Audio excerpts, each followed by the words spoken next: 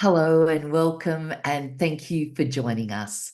We acknowledge the traditional owners and custodians of the many lands in which we work and pay our respects to Indigenous elders, past, present, and emerging. Sovereignty has never been ceded. It always was and always will be Aboriginal land. I'm Philippa McDonald, and this webinar is brought to you by Compass.info and Elder Abuse Action Australia, EPOA, and funded by the Attorney General's Department. Financial enduring power of attorney. What are the hurdles? According to the Australian Human Rights Commission, in a significant report, Empowering Futures, a survey of the understanding and use of financial enduring powers of attorney in Australia, 87% of people don't have a financial enduring power of attorney, and that we know little about them, and this can open the door to serious financial elder abuse. Remember, if you need assistance or feel upset about some of the issues we're raising today, please call 1-800-ELDER-HELP. That's 1-800-353-374. Now, first of all, let's go to the Compass website. Now, let's take us to compass.info, the Compass website, for this special video. It's called What is a Financial Enduring Power of Attorney? Let's play it now. At any stage of life, people have financial decisions to make, from buying or selling a house to smaller items like budgeting for groceries. Sometimes things happen that affect our ability to make decisions for ourselves. So what happens if you lose the ability to manage your own financial affairs? Who will decide to pay your bills or choose how your care will be funded? To ensure that your financial affairs will always be looked after as you would want them to be, you can decide to make an enduring power of attorney. An enduring power of attorney sets out what decisions can and can't be made on your behalf by someone that you can trust to make financial decisions for you. There are a few things you might want to know to get started, such as: what is an enduring power of attorney? How do I set one up in my state or territory? What are the rules around changing my enduring power of attorney? How do I go about choosing the right attorney for my needs? And how do you determine if someone has lost capacity to make decisions for themselves? You can find the answers to these questions and more on the Powers of Attorney section at compass.info. So just recapping, that was a wonderful video which can be found on compass.info. This is your website with a treasure trove of information about financial enduring powers of attorney. Now, an enduring power of attorney is an important document. It's a tool that allows people to set up the decisions they would like made about their finances, care, and well-being if they lose capacity. But there are hurdles to getting helpful and practical information about how to create an effective enduring power of attorney that works in a person's best interests. We're going to discuss the types of hurdles that exist for Australians, especially in our multicultural community, First Nations people, and the LGBTQI+ community. Is it cost? Is it awareness? Is it cultural? Is it access? Is it personal? Is it systemic? And what are the implications of not having an enduring power of attorney? We're joined by three wonderful panellists. Dr. Medha Gunawardana has an extensive experience in the multicultural sector in Victoria. She currently serves as the Manager, Community Strengthening at Australian Multicultural Community Services, AMCS. In addition, Medha is a board director of the Ethnic Communities Council of Victoria and Elder Abuse Action Australia, and she chairs ECCV's Positive Ageing and Aged Care Policy Advisory Committee. An active leader in cultural and community development, Medha is dedicated to promoting multiculturalism and ensuring equal opportunities for all Australians, including new emerging communities. Ricki Spencer, they, her, is a qualified teacher, social worker, and health sociologist. They are currently completing a Master's in Health at Federation University. They're a public advocate for people living with a disability, transgender, queerly ageing, mental health stigmatisation, and forced adoption stolen gem. Ricki writes in areas of transgender health, curriculum in education. Ricki identifies as a transgender, non-binary woman with a strong social justice positionality. Ricki has presented her findings to the Royal Commission for Disability Safety in Trans and Gender Diverse Reform in Health Education and Relationships for Queer Students with Disabilities in Victorian Schools. They've recently been appointed to the Women's Reference Group for Our Equal State in Victoria.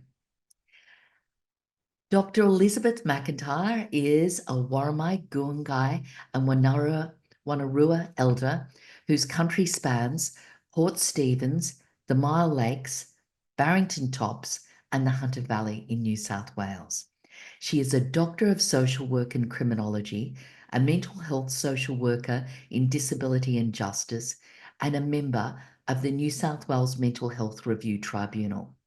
Elizabeth is a research consultant, an experienced board director serving on several boards, and an advisor to professional associations and service providers, including the National Aboriginal and Torres Strait Islander Ageing and Aged Care Council, Legal Aid New South Wales, and Life Without Barriers. She is a member of the Australian Commission on Safety and Quality in Health Care Aged Care Advisory Group and the Department of Health and Aged Care Consumer Reference Group. Welcome all of you. You've got hugely busy jobs and you contribute so much. Thanks for joining us. To our audience too, welcome and thank you for joining us. And we are running a poll. What is the main reason you don't have an EPOA in place? What is the main reason you don't have an enduring power of attorney in place? Just haven't gotten around to doing it? Cost, access to legal advice, cultural barriers, don't think it's necessary, other. So take a look, please fill in our poll, our /quiz, and to our panelists and to me, we're not allowed to vote. So it's up to our audience. So please, I'll repeat that poll again so it's easy to fill out right now. What is the main reason why you don't have an EPOA or an enduring power of attorney in place? Just haven't gotten around to doing it? Cost, access to legal advice, cultural barriers, don't think it's necessary, other. We really value your perspective, so please join us in the poll. Medha, let's start with you. You work in the multicultural community. Please talk us through the hurdles people facing getting an enduring power of attorney in the first place face. What are some of the hurdles? How much does, say, family dynamics play a role? Yeah, within the extended family structure, selecting an attorney can be challenging and complicated. The parents may live with all the children and their families.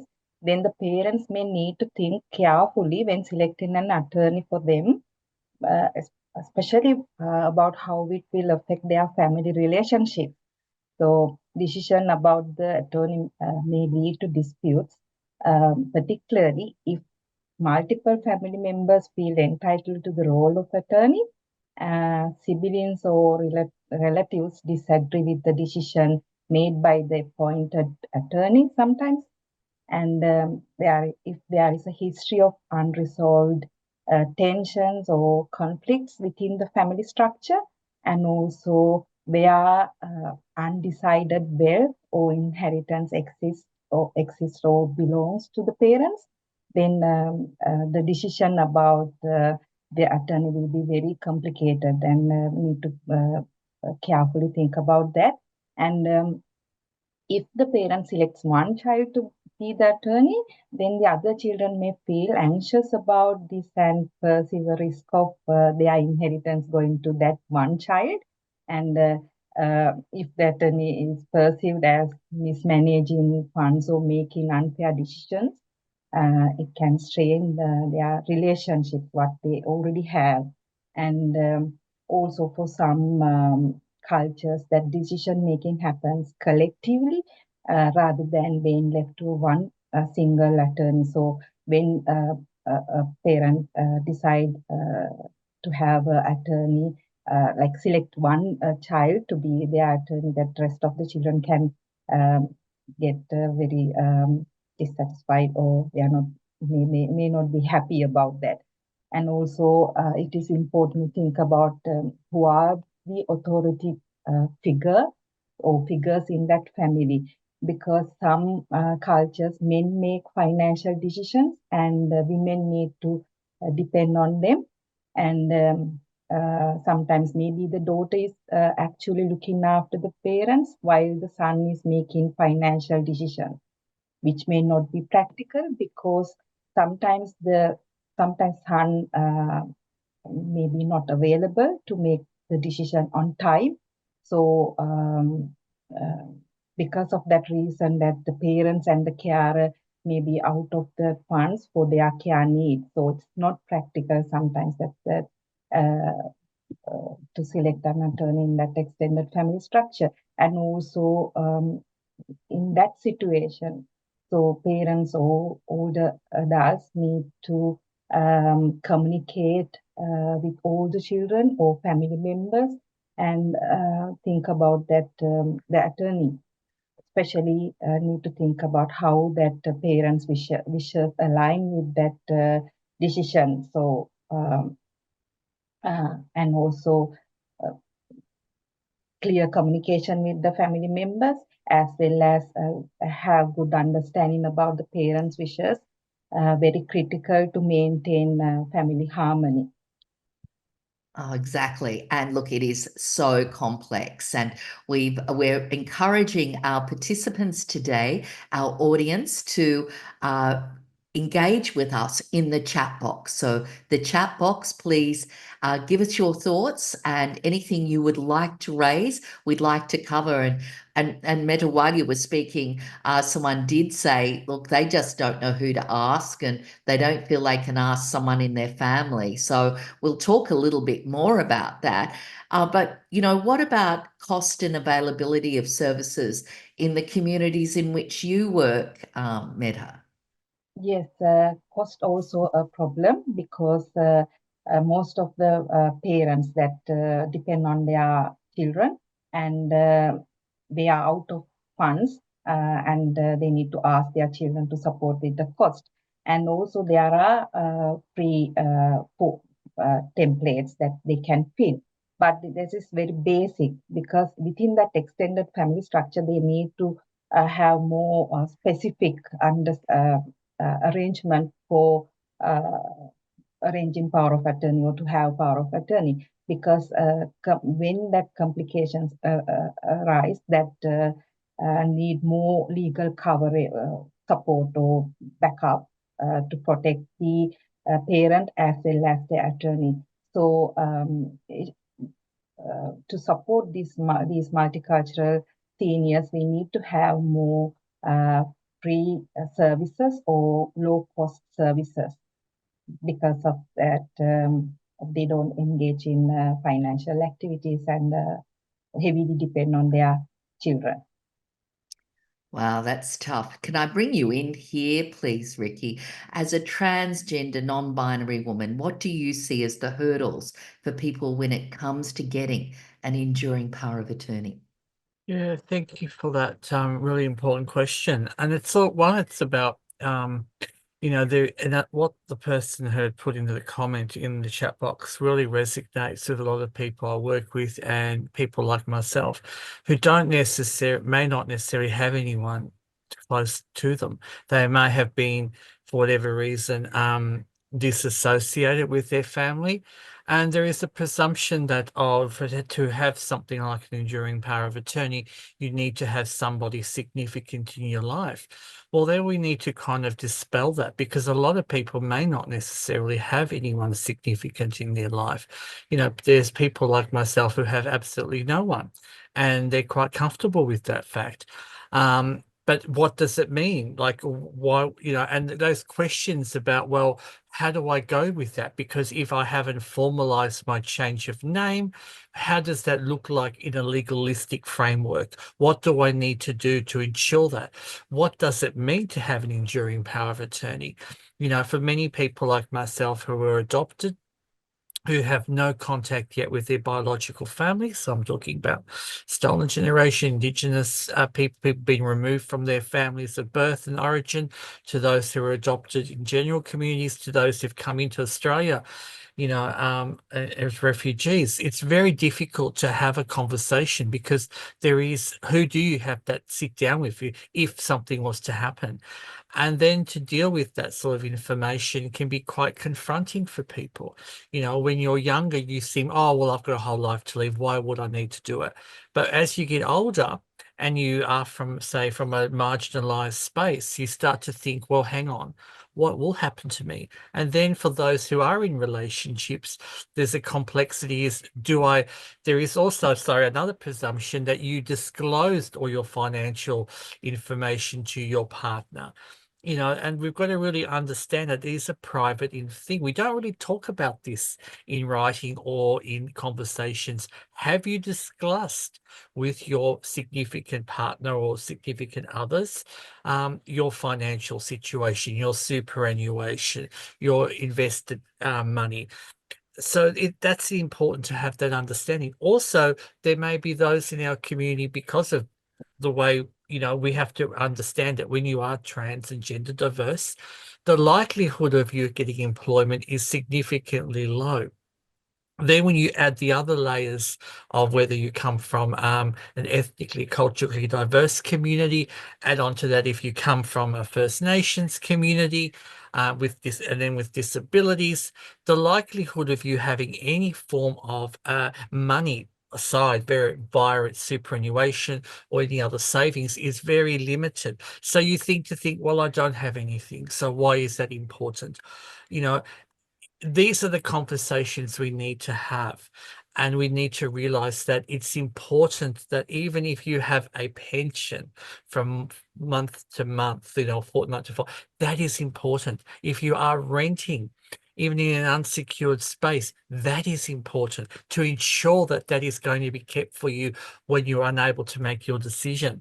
You know, my affirmed family are my 6 cats, so I want to make sure that they are looked after. If something was to happen to me and I couldn't communicate, if I was very unwell or had a stroke or had some other life-changing condition, I need to make sure that things are put in place. And when it comes to financial stability, it is so important, because it is the fundamental basis to allow us to be in a place and space. So I think that's so important. And I guess for many of us who are, you know, gender diverse and trans, we seem to kind of think, well, does anyone care? Is it really that important? And I want to say out to everyone listening, yes, it is important. You are important.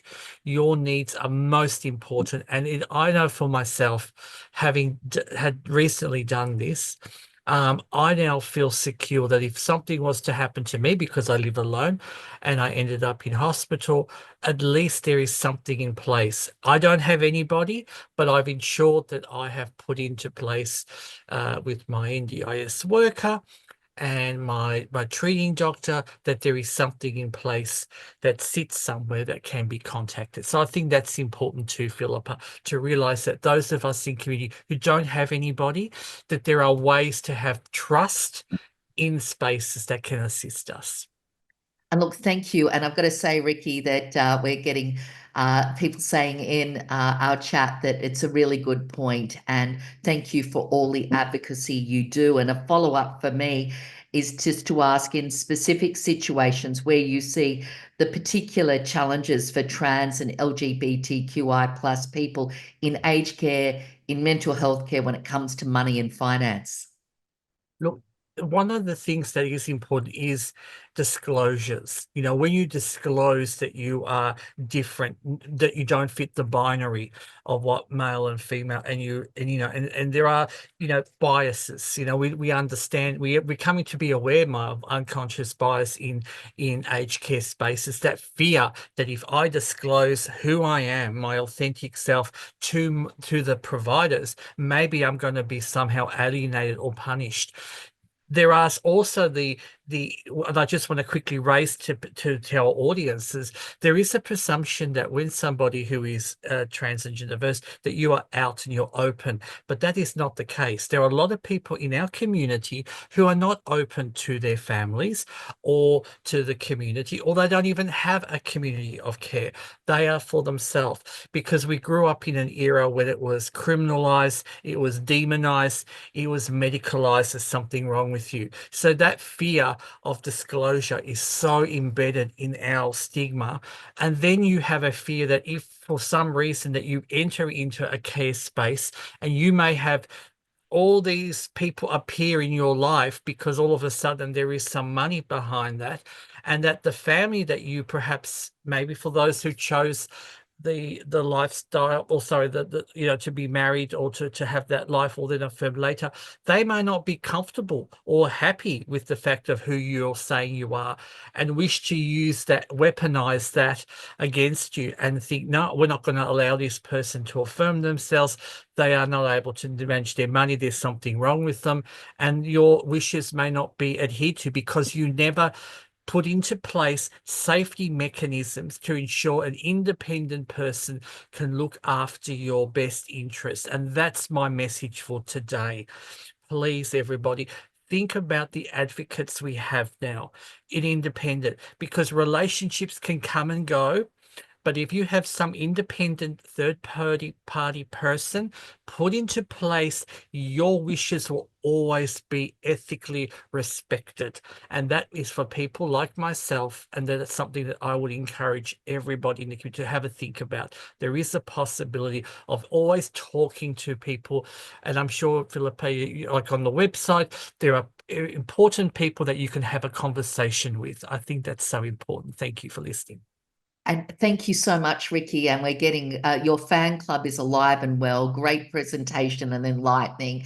And your perspective is very valued by people who are participating in the webinar today. So thank you. Can I ask you then to be specific, Ricki, about who might be a good person, who might be that good independent person, just following up? We were going to get there later on, but let's go there now. For me, I first reached out to my GP because I have a close relationship with my GP.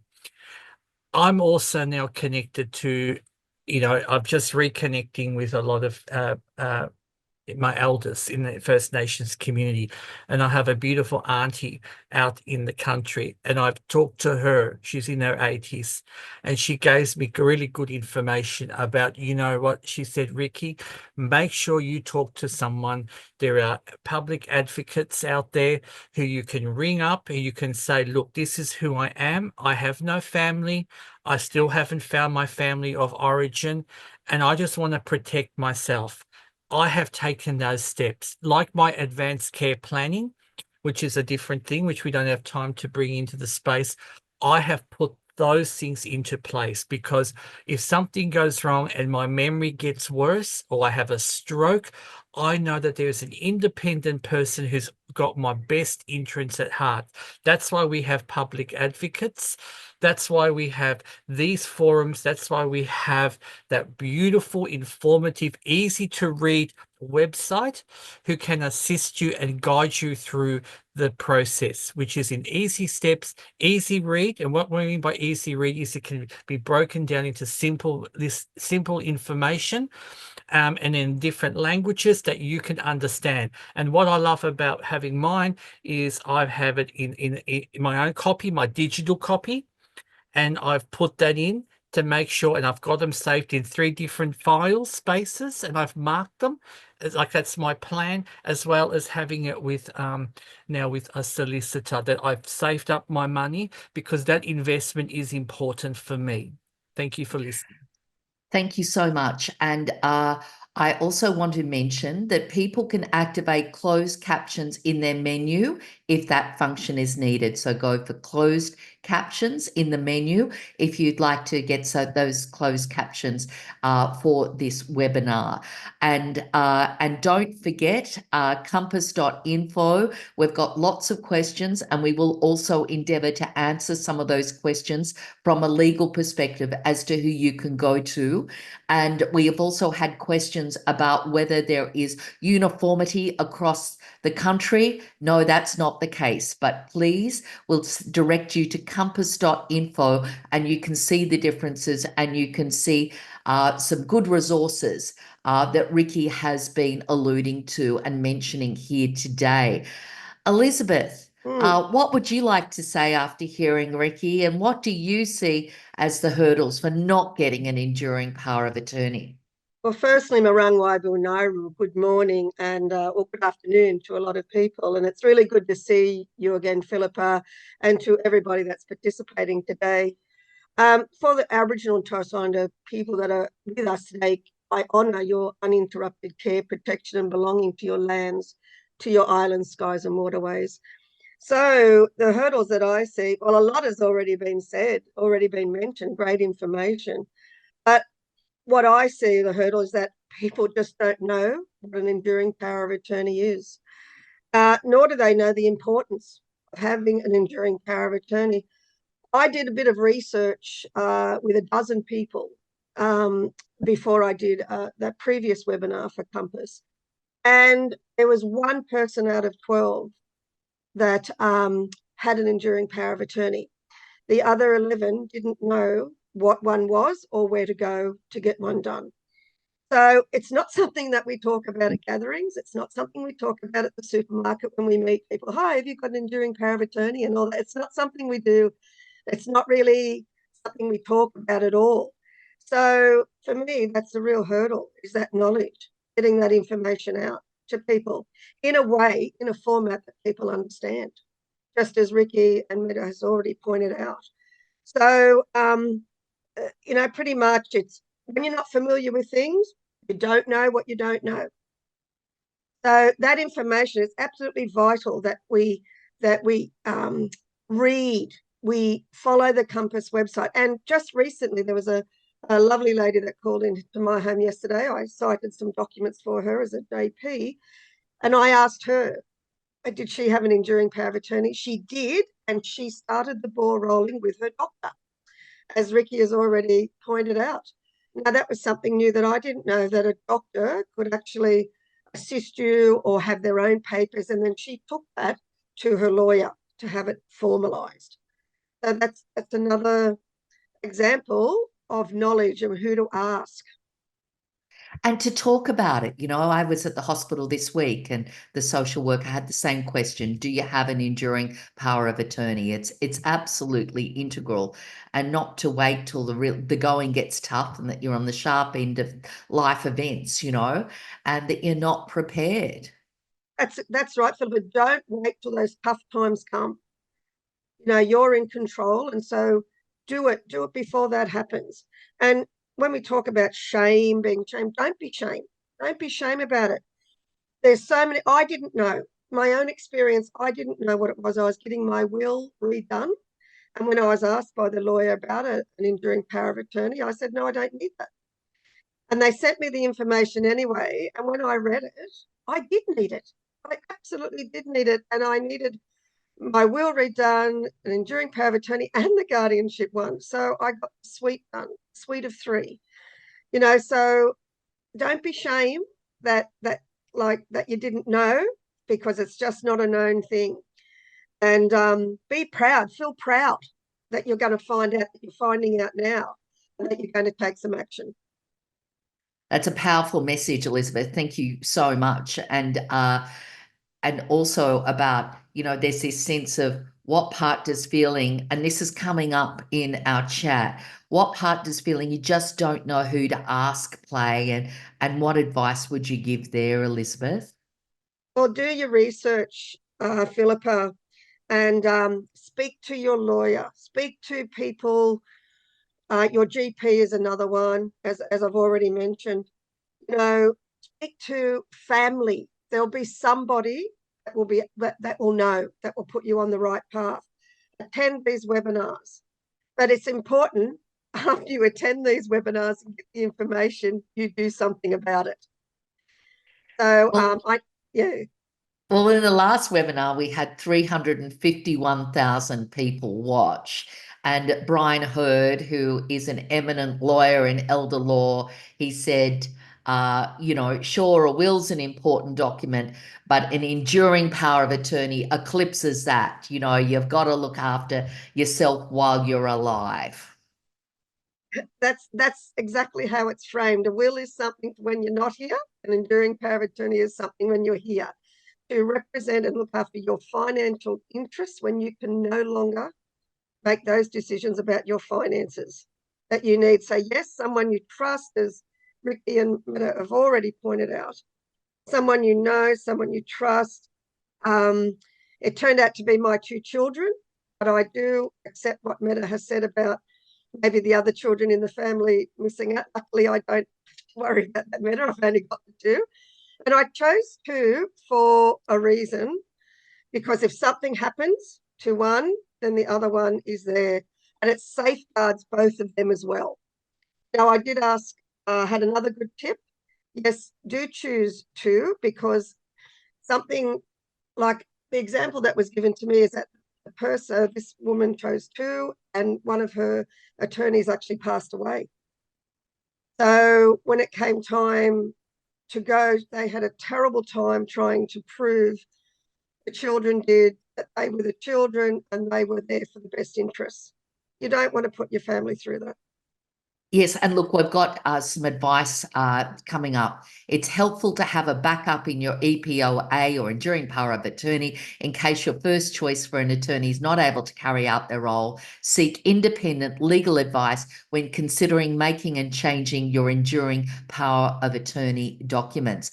Thank you so much, Elizabeth. And you've raised shame and you've used be proud of doing something to protect yourself, to advocate for yourself. And Medha, could I have your thoughts there? Shame, to be proud of doing something, how you see that all intersect? Yes, for many multicultural seniors, they may feel ashamed to admit they are experiencing abuse. It is hidden in the society because they feel ashamed, because most of the time they are heavily rely on abusers. Maybe their children, maybe their grandchildren, and who care and financially support them. So they stop disclosing it, and they think that it will bring a bad face for their family, and their family members will be in trouble.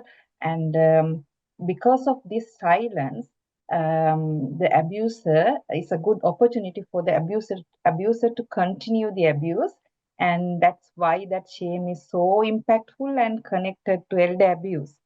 And the other thing that they think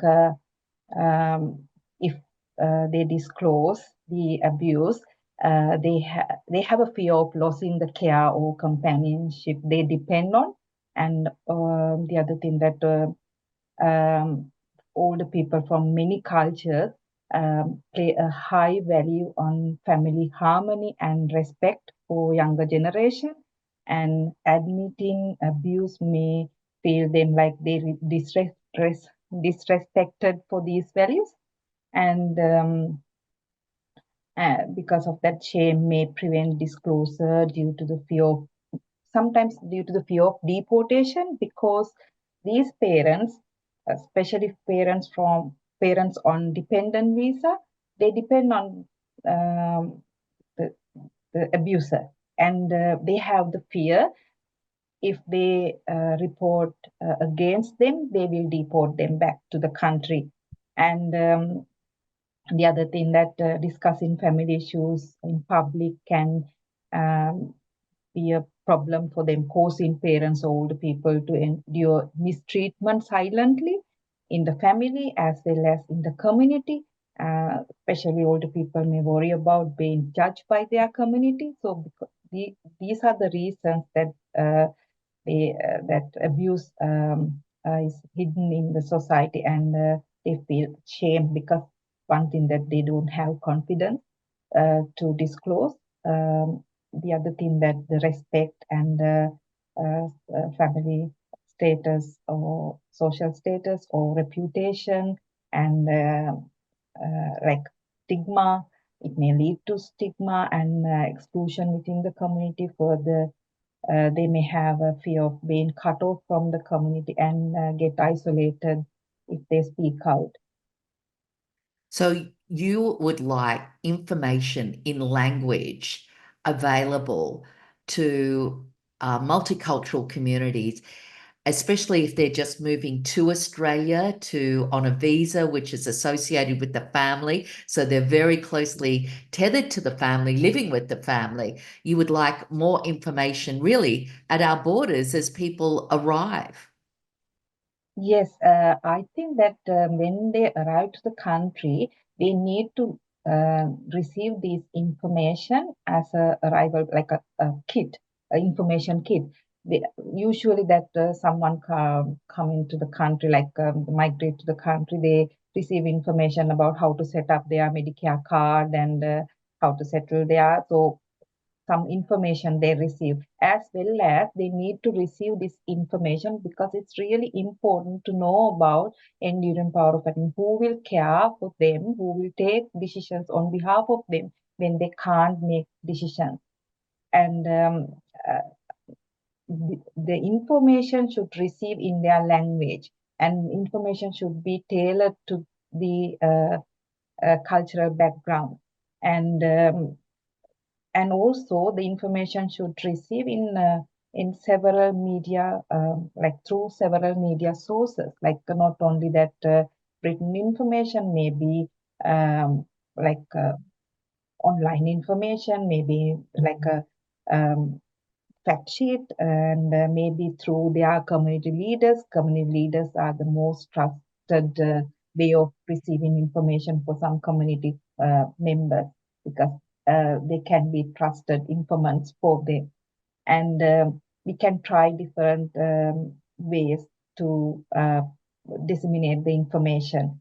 And most important thing is that to provide them in language information and the way that we provide this information, and awareness and education, because they don't know anything about the country, the legal system, or how to access legal services. And they think that the mainstream services like legal services especially, it's not for them because it's not culturally tailored or culturally competent. So it is really important to make them aware about the cultural competent legal services and or solicitors to get the information. So education and awareness is very important to ensure that the services are inclusive and available at the right time. And then they feel confident to access information, because otherwise they're scared or lack of confidence to access information. That is why it is important to try several media of providing information and resources.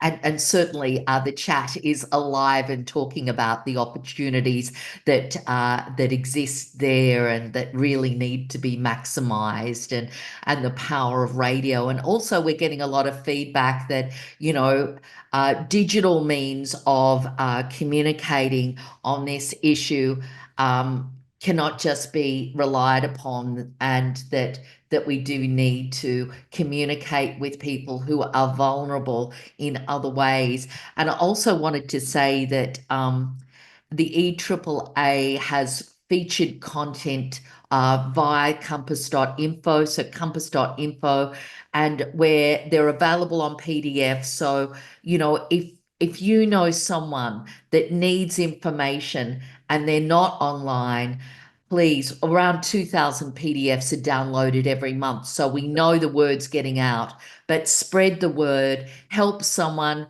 print it out if you think it is going to help them or inform them. So please be aware it's a very accessible site, compass.info, and you can download a PDF and share it. And it is being shared by our friends, our allies, family carers, and allied health professionals.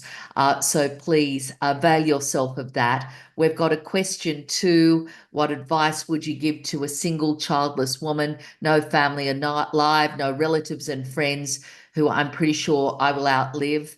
What options are there for someone who will be around in 20 to 30 years? A lawyer, GP, accountant may die, retire, close their business. Now, that's someone in frighteningly good health. So we might just get some advice in the Q&A or the chat for that person. So thank you. And I think now is a really good time to bring Ricki back. And Ricki, what would you like to say when you've just heard what everyone's had to say about access to good information, places where people are safe and respected, and the importance of an EPOA? Yeah, look, I just want to again, everyone has iterated again, the importance of reaching out. We need to also realize that not everyone is on the computer. Not everyone can afford the luxury of printing out PDFs. So this is why we need to really campaign to become champions in the community, those that are privileged enough that can do that. Make sessions in your public library.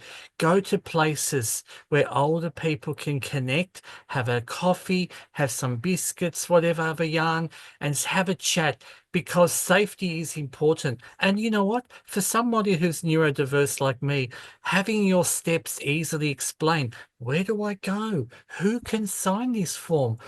Give an example, brings exemplars there, maybe even arrange to have, you know, with the legal aid centres to come out and say where people can go and get this done. And the other thing I wanted to raise too, I have now put into place that, because I have memory issues, to someone remind me every 6 months to double check, to update my information, to make sure if I have my nominated doctor, are they still present at that clinic? What happens? Maybe I can get another person, double check my information, to always remain that. It's not, I call it my living documents. It's a virtual living document. Because I want to make sure that my wishes are respected when I am unable to make decisions for myself. Because when it comes to my life, my choice, my way, and that's what I think is important. We all deserve the dignity of respect.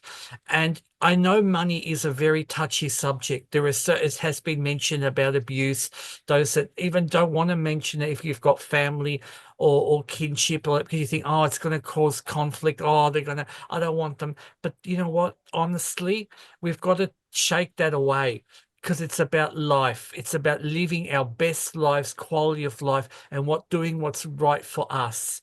Money you can never bury with you.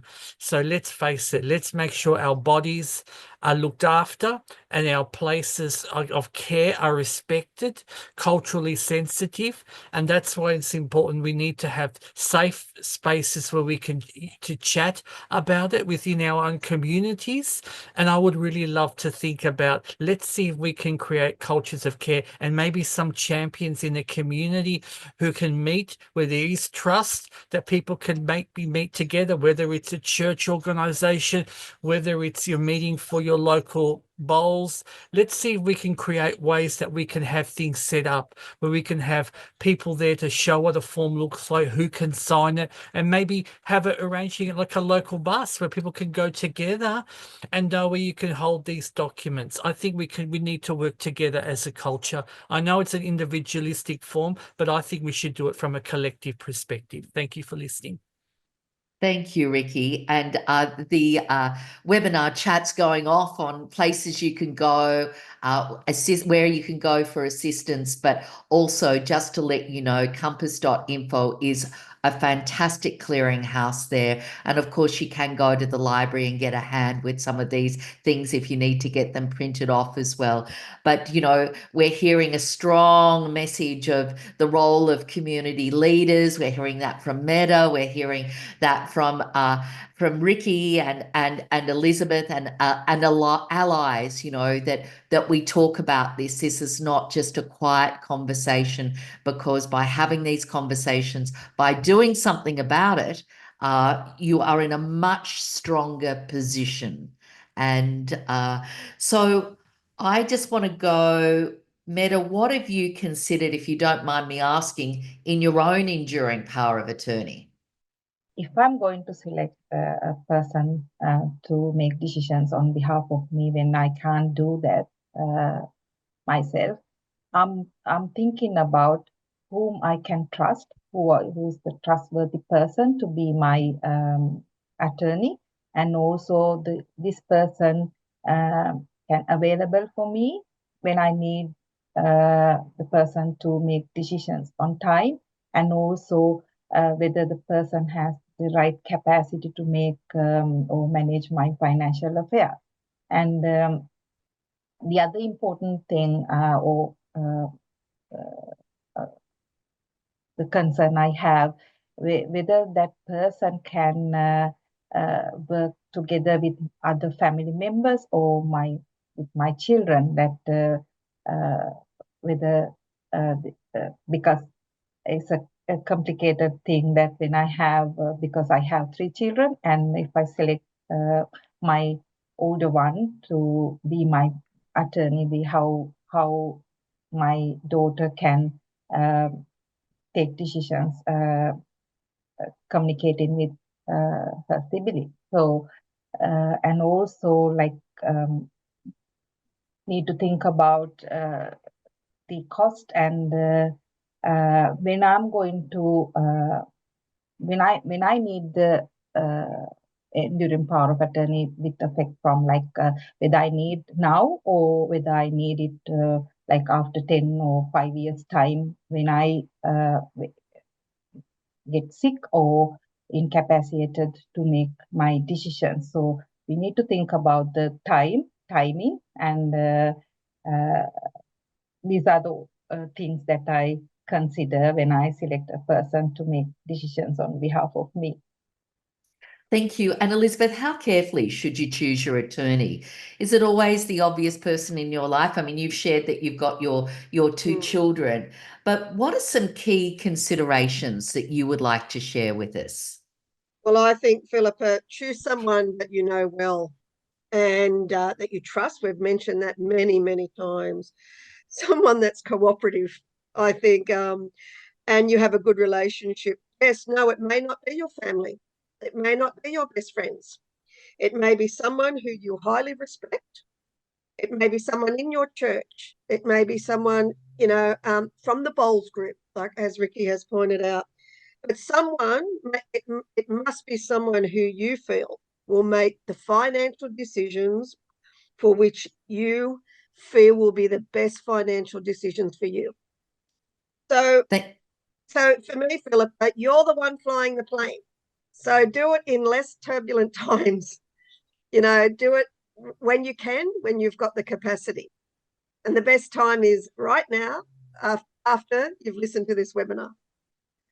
Or Ricki, what are some of the key considerations? You mentioned your cats, so choosing an attorney, and is a public advocate or the public advocate someone you would consider? Why? For me, obviously, for my intersectionality, I would suggest, like, there's Q law that's been established quite well all around Australia. What that means for those who are listening are lawyers who are part of the LGBTIQ plus community or strong allies. They've had specialized training. They understand the different aspects to us, especially for us older people who grew up in a period when it was sort of unheard of or seen frowned upon. They can help guide you through that practice. For me, it's also about cost. I'm on a pension. Where, having those conversations, okay, where do I go? Because I'm really concerned. I'm in a private rental space. So I have to make sure if something happened to me, whether it's short term, we don't know. When something happens when you're older, you might have a stroke, you might be incapacitated for maybe up to 2-3 months in rehabilitation. What happens to my space, my cats? Who's going to feed them? What's my rent? How's my rent going to be paid? These are questions, as Elizabeth said, the best time to do it is when you're feeling well, when you have the capacity to not to do it in a space when you are on a hospital bed, heavily medicated, in a lot of pain, and acting by fright to think, oh my God, what's going to happen? Let's do it now. Our cultures have always been taught to think about happens when you're later. We need to start taking action today. We need to start thinking, go to the Compass website, have a look. There's numbers that you can contact for a chat and have a conversation. Ask those questions. Hello, this is my situation. Will this cost me? Do I have somebody? I'm not sure if I can trust this person. Maybe my daughter has drug and alcohol problems, and I'm concerned that if I give her that, maybe she's going to spend it. Maybe you've been diagnosed with early stage dementia and you're concerned and you want your wishes. So important to talk to. If you're worried about not disclosing, that's why I would suggest the Compass website, because there's people who are trained in that space. They give you information and it's up to you how you digest it and where you go. Remember, as Elizabeth said, and Medha has just mentioned, it's your choice, your way. And that's the most important thing. We have one life to live on this earth. Let's make sure the best choices are made for us. Thank you for listening. Thank you, Ricki. Well, let's have a drum roll. Let's go to this poll. Let's see the results of this poll. I shouldn't say I'm dying to see this poll, but let's get the poll up. We asked, what is the main reason you don't have an EPOA in place? Now, 44% of you said just haven't got round to doing it. The cost, 6% of you said cost. Access to legal advice, 9%. Cultural barriers, 0. Don't think it's necessary, 15%. Other, 26%. So, and we had some clues, I think, in the chat that people really didn't know who to ask. But that is a phenomenal result and something that I would like our panelists to briefly comment on. Just haven't got round to getting it was a really big one. So, Medha, what would you say about the results of the poll? I feel like it depends on the audience. And if I go and ask that question from community groups, the results will be very different. And because we have consultation sessions with community leaders, and they always insist like the reason is main reason is the language barrier and also education and awareness, because they don't know they have that problem. They need the support, and they need the support to make decisions on behalf of them, but they don't know how to get the support, from whom they can get the support. And also they are worrying about culturally competent legal services and solicitors to get the support, because they think that they can't understand their cultural values and beliefs and norms and family dynamics, authority figures. And for me, it's totally depend on the audience that we ask the question, and it's different from my experience. Oh, that's good. Well, then, Elizabeth, can I bring you in? What are your thoughts here? Yeah, those results aren't surprising at all. Another one would have been, I just didn't know what it is or how important it was. So, yeah, look, thanks for your honesty, because that's the beginning of you actually doing something about it. And it's sort of got to click in here, I've got to make time to do that. And but you know what? Once you're done, when I did mine and I walked out of that lawyer's office, a huge weight was lifted off my shoulders. And I thought, I'm set now. If something happens to me while I'm alive, or if when I pass over, all is good. And my children will not, have to worry, because it's all done. So and even though this is really important, Philippa, even if it's not set in stone. If you do an enduring power of attorney and you want to change it, you can do that. It's not set in stone, but you have to begin somewhere. Do it. Best advice I could give is do it.